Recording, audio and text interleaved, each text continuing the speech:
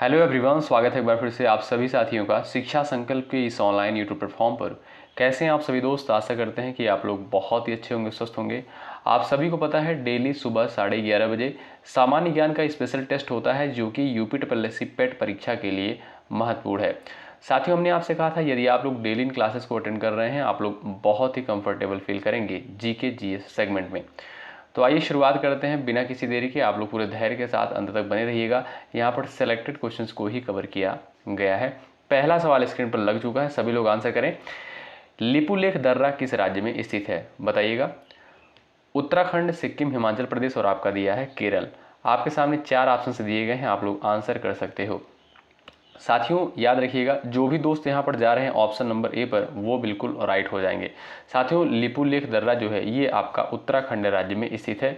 A option बिल्कुल correct answer हो जाएगा। ठीक है साथियों, 4 दर्रों के नाम मैं और आपको बता रहा हूँ, उनको भी आप लोग ध्यान रखिएगा। परीक्षा में जो है पूछा गया है, कई परीक्षाओं में आया हुआ है। ठीक है, अगर आपसे दोस्तों पूछे कि रोहतांग दर्रा, आपने नाम सुना होगा रोहतांग दर्रा, और एक आपका है बारा लाचा दर्रा। क्या?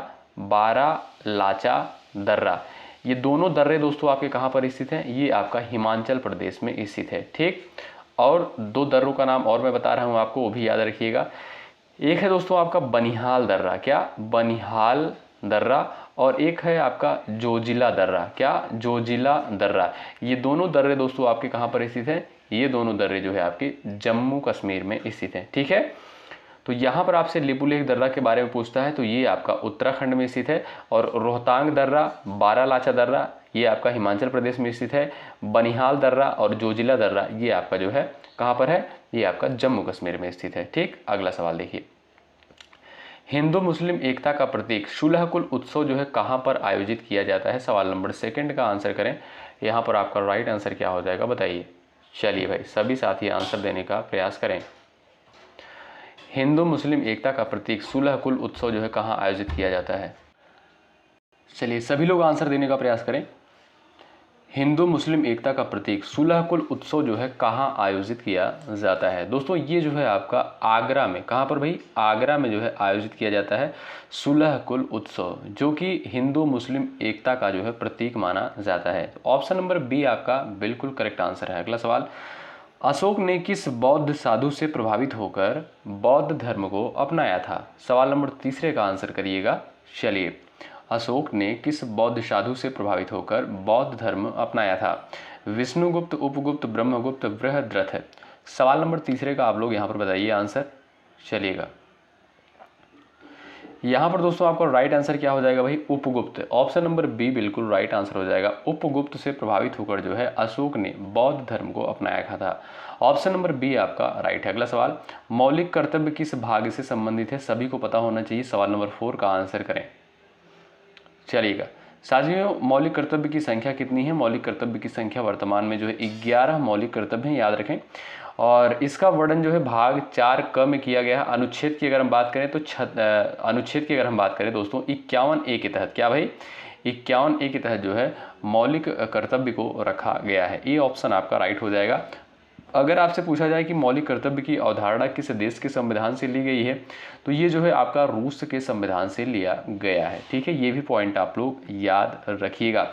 अच्छा साथियों, मौलिक कर्तव्य को जो है किस संविधान संशोधन के द्वारा जोड़ा गया भारतीय संविधान में? तो याद रखिएगा 42वें संविधान संशोधन 1976 के द्वारा जो है मौलिक कर्तव्य को संविधान में जोड़ा गया। तो आपका ए ऑप्शन यहाँ पर बिल्कुल राइट आंसर हो जाएगा। मौलिक कर्तव्य किस भाग से संबंधित है? भाग 4 क से। ठीक है, और यहाँ पर जो भाग 3 दिया है दोस्तों, ये जो है आपका मौलिक अधिकार से संबंधित है। क्या? मौलिक अधिकार से संबंधित है। और भाग 2 जो है दोस्तों ये आपका नागरिकता से संबंधित है। ठीक है, चलिए आगे बढ़ते हैं। सवाल नंबर नेक्स्ट है, अंतर्राष्ट्रीय महिला दिवस कब मनाते हैं? बताओ। सवाल नंबर 5 का आंसर करिएगा। अंतर्राष्ट्रीय महिला दिवस जो है प्रत्येक वर्ष की तिथि को मनाया जाता है। चलिए बताइएगा। आपका सही उत्तर हो जाएगा दोस्तों 8 मार्च को। प्रत्येक वर्ष साथियों 8 मार्च को जो है अंतर्राष्ट्रीय महिला दिवस के रूप में मनाया जाता है। यह दिन साथियों महिलाओं के अधिकार, समानता और सम्मान के लिए अंतर्राष्ट्रीय स्तर पर मनाया जाता है। ये ऑप्शन आपका बिल्कुल राइट आंसर। अगला सवाल, उत्तर प्रदेश की प्रथम महिला राज्यपाल का नाम बताइए। सवाल नंबर 6 का आंसर करें। उत्तर प्रदेश की प्रथम महिला राज्यपाल जो है कौन थी बताइए। सरोजनी नायडू, सरदार वल्लभ भाई पटेल, सुचिता कृपलानी, इनमें से कोई नहीं। सवाल नंबर 6 का राइट आंसर क्या हो जाएगा, सभी साथी आंसर करो। चलो भाई, आपका राइट आंसर दोस्तों हो जाएगा सरोजनी नायडू। ए ऑप्शन बिल्कुल करेक्ट आंसर हो जाएगा, ध्यान रखिएगा। अगला सवाल देखें भाई, वह तत्व जो रक्त में नहीं पाया जाता है, लौह, तांबा, क्रोमियम, मैग्नीशियम, बताइए इसमें से जो है आपका कौन सा एलिमेंट है जो आपका ब्लड में नहीं पाया जाता है, बताइए। आपका सही उत्तर क्या हो जाएगा, आप सभी दोस्त आंसर करो। वह तत्व जो रक्त में नहीं पाया जाता है, तो आप देखोगे साथियों ये जो आपका क्रोमियम दिया है, क्रोमियम जो दिया है ये आपका ब्लड में नहीं पाया जाता है। ऑप्शन थर्ड आपका राइट है। अगला सवाल, निम्नलिखित में से कौन सा जो है फास्फोरस का एक प्रमुख स्रोत है, बताइए। निम्नलिखित में से कौन सा फास्फोरस का एक प्रमुख स्रोत है, दूध, आंवला, संतरा, आलू। चलिए आपका सही उत्तर क्या हो जाएगा, एक बार सभी प्यारे दोस्त आंसर करो। चलिए भाई, आपका राइट आंसर दोस्तों क्या हो जाएगा भाई, यहाँ पर दूध, ऑप्शन नंबर ए वाले दोस्त यहाँ पर बिल्कुल राइट हो जाएंगे। ठीक है भाई, यहाँ पर आपका ए ऑप्शन बिल्कुल करेक्ट हो जाएगा। साथियों, दूध एवं डेयरी उत्पाद में जो है फास्फोरस और कैल्शियम के जो है अच्छे स्रोत होते हैं। क्या भाई, फास्फोरस और कैल्शियम जो है अच्छी मात्रा में पाया जाता है जो दूध वाले आपके प्रोडक्ट होते हैं या दूध या डेयरी उत्पाद जो होते हैं। अगला सवाल देखिएगा, कोणार्क का सूर्य मंदिर जो है किसके द्वारा बनवाया गया था, सवाल नंबर 9 का आंसर करें। चलिए भाई, एक बार सभी लोग सेशन को लाइक कर दें, शेयर कर दें। कोणार्क का जो है सूर्य मंदिर ये आपका किसके द्वारा बनवाया गया था, नरसिंह देव बर्मन के द्वारा। दोस्तों ध्यान रखिएगा, नरसिंह देव बर्मन के द्वारा जो है कोणार्क का सूर्य मंदिर जो है बनवाया गया था।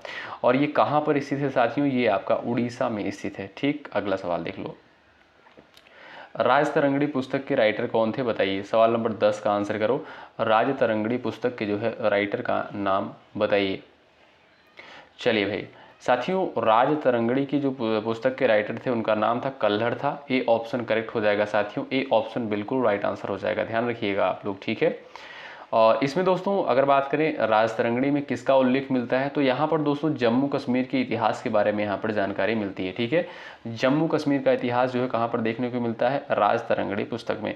ऑप्शन नंबर आपका ए बिल्कुल राइट आंसर हो जाएगा, कल्हड़ के द्वारा लिखा गया है। अगला सवाल देख लो, संविधान का कौन सा भाग जो है राज्य नीति के निर्देशक सिद्धांतों से संबंधित है, बताइए।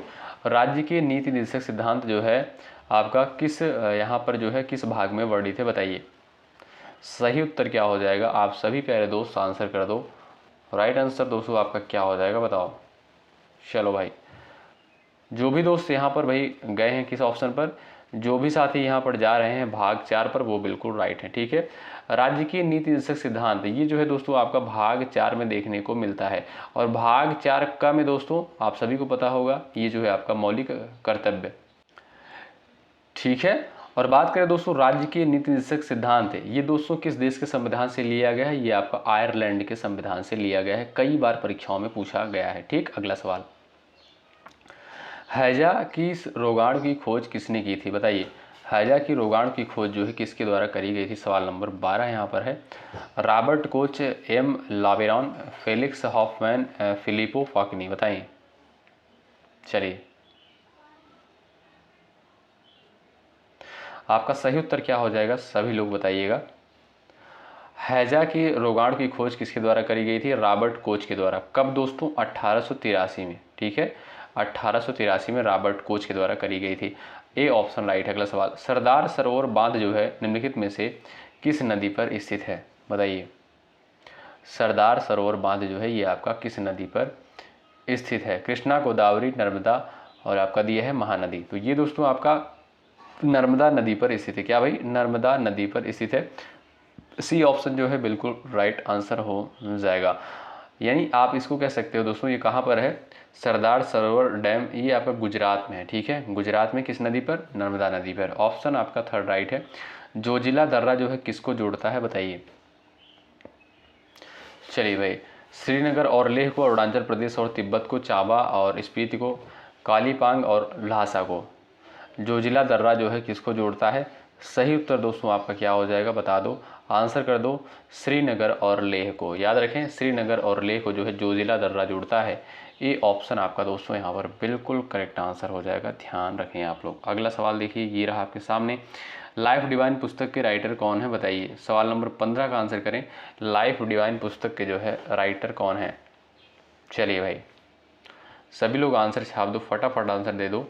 आपका सही उत्तर दोस्तों क्या हो जाएगा, अरविंद घोष। क्यों भाई, अरविंद घोष ऑप्शन थर्ड आपका राइट है। अगला सवाल, राष्ट्रीय ध्वज जो है ये आपका दोस्तों कब अपनाया गया बताइए। राष्ट्रीय ध्वज जो है कब अपनाया गया, आप लोग आंसर कर दो। सवाल नंबर 16 का करेक्ट आंसर क्या हो जाएगा बताओ।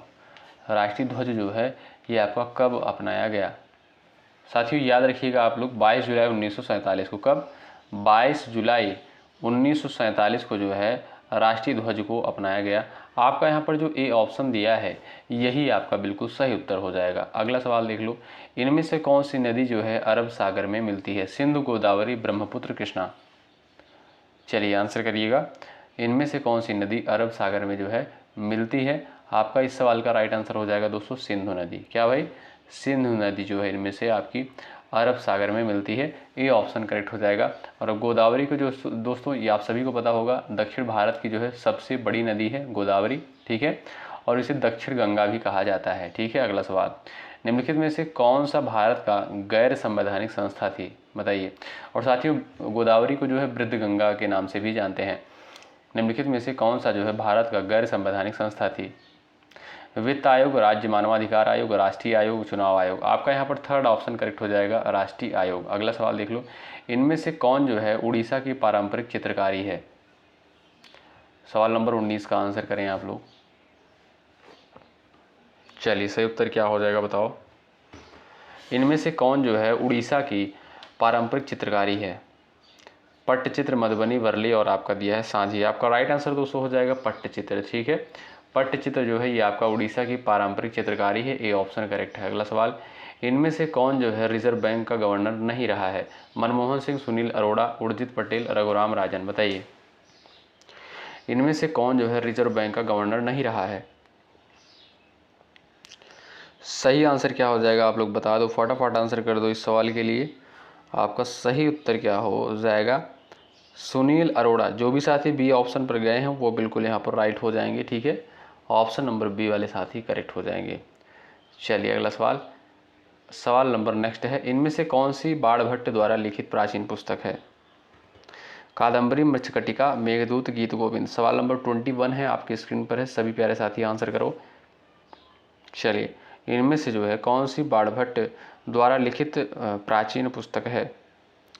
कादम्बरी, मृच्छकटिका, मेघदूत, गीत गोविंद। आपका सही उत्तर हो जाएगा दोस्तों क्या भाई, कादम्बरी। क्यों भाई, ऑप्शन नंबर आपका ए बिल्कुल राइट आंसर हो जाएगा, ठीक है, याद रखें ए ऑप्शन करेक्ट हो जाएगा। अगला सवाल देख लो, इनमें से पारसी नववर्ष को किस नाम से जानते हैं। इनमें से जो है पारसी नववर्ष को किस नाम से जानते हैं बताइए। चलिएगा आपका सही उत्तर क्या हो जाएगा बताओ।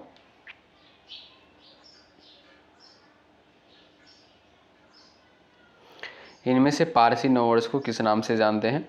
सही उत्तर दोस्तों हो जाएगा आपका नवरोज। जो भी दोस्त बी ऑप्शन पर गए हैं बिल्कुल राइट है। अगला सवाल देख लो, वार एंड पीस पुस्तक के जो है राइटर कौन है बताइए। चलिए साथियों, वार एंड पीस पुस्तक के जो राइटर हैं लियो टॉल्स्टॉय हैं, और ये कहाँ के दोस्तों, ये आपके कहाँ के, रूस के हैं। कहाँ के, रूस के। ऑप्शन नंबर आपका यहाँ पर ए बिल्कुल राइट है। अगला सवाल, इनमें से कौन सी घटना लॉर्ड कर्जन से संबंधित है बताओ। इनमें से कौन सी घटना जो है लॉर्ड कर्जन से संबंधित है। 24 का ऑप्शन यहाँ पर आंसर करो आप लोग। चलिए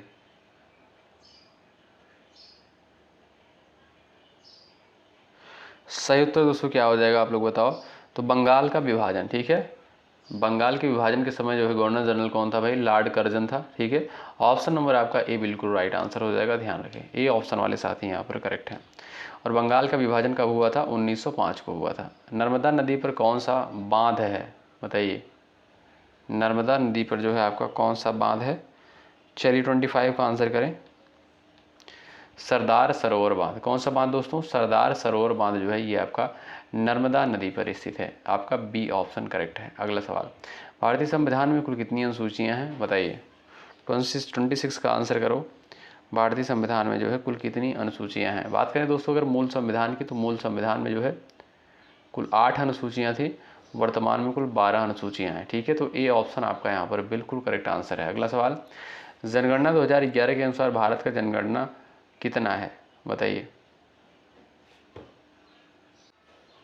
क्वेश्चन को आप लोग थोड़ा सा कट कर लीजिएगा। यहाँ पर जनगणना 2011 के अनुसार भारत का जो है जन घनत्व कितना है, यहाँ पर आप लोग कर लीजिएगा जन घनत्व। ठीक है, जन घनत्व कर लीजिएगा। ठीक है, तो बात करें यहाँ पर जन घनत्व की तो 382 प्रति वर्ग किलोमीटर। ठीक है, ऑप्शन नंबर बी जो है यहाँ पर आपका बिल्कुल राइट आंसर हो जाएगा। अगला सवाल, इलेक्ट्रॉन की खोज जो है किसके द्वारा करी गई, बताइए। 28 का आंसर करें, इलेक्ट्रॉन की खोज जो है किसके द्वारा करी गई। इस क्वेश्चन का सही आंसर क्या हो जाएगा आपका, इलेक्ट्रॉन की खोज जो है जे थॉमसन के द्वारा करी गई। किसके द्वारा, जे थॉमसन के द्वारा। ए ऑप्शन आपका यहाँ पर बिल्कुल राइट होगा। सोलर कुकर को बाहर से किस रंग से रंगा जाता है, काला, लाल, नीला, हरा। चलिए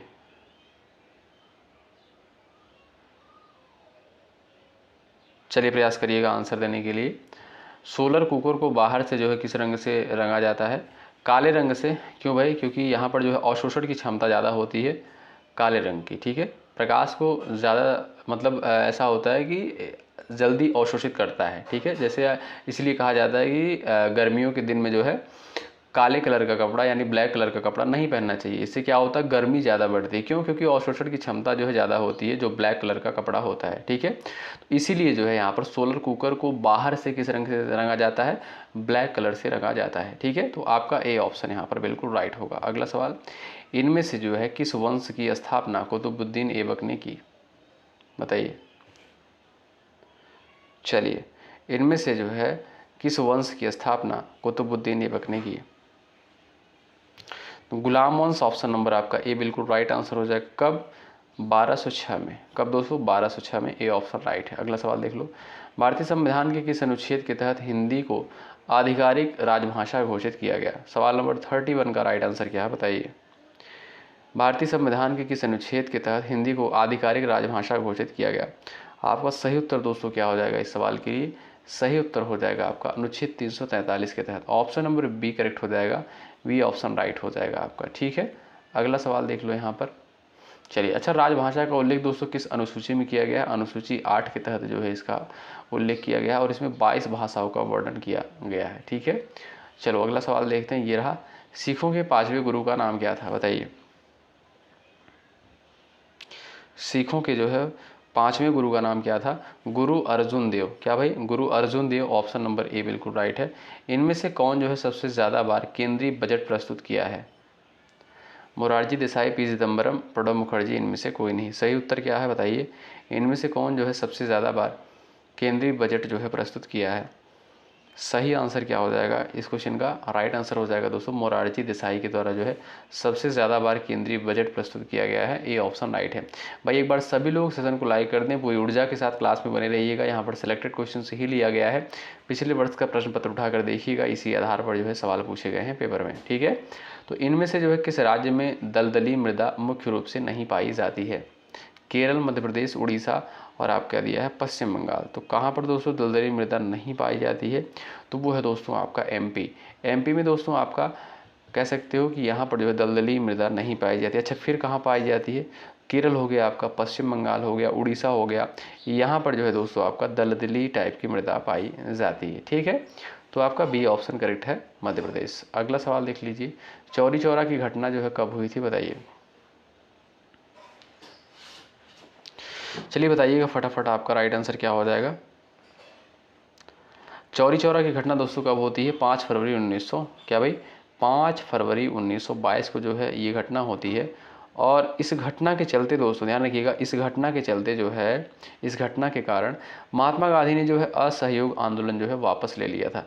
ये भी पॉइंट आप लोग याद रखिएगा कि महात्मा गांधी ने जो है किस घटना के चलते असहयोग आंदोलन जो है वापस ले लिया था, तब आपका हो गया चौरी चौरा घटना के चलते। ठीक है, कई बार एग्जाम में ये भी सवाल बना है। अगला सवाल देख लो, ग्रामीण रोजगार सृजन कार्यक्रम किस वर्ष शुरू हुआ। ग्रामीण रोजगार सृजन कार्यक्रम जो है किस वर्ष शुरू हुआ, 93 में, 95 में, 92 में और आपका दिया है 94 में। आपका सही उत्तर दोस्तों हो जाएगा 1995 में। कब भाई, 1995 में जो है ग्रामीण रोजगार सृजन कार्यक्रम शुरू हुआ। ऑप्शन आपका बी जो दिया है बिल्कुल सही उत्तर हो जाएगा। ठीक है भाई, अगला सवाल देख लीजिए। विंग्स ऑफ फायर के राइटर कौन है बताइए। 37 का आंसर करिएगा आप लोग। विंग्स ऑफ फायर के राइटर कौन है, 37 का राइट आंसर क्या हो जाएगा बताइए।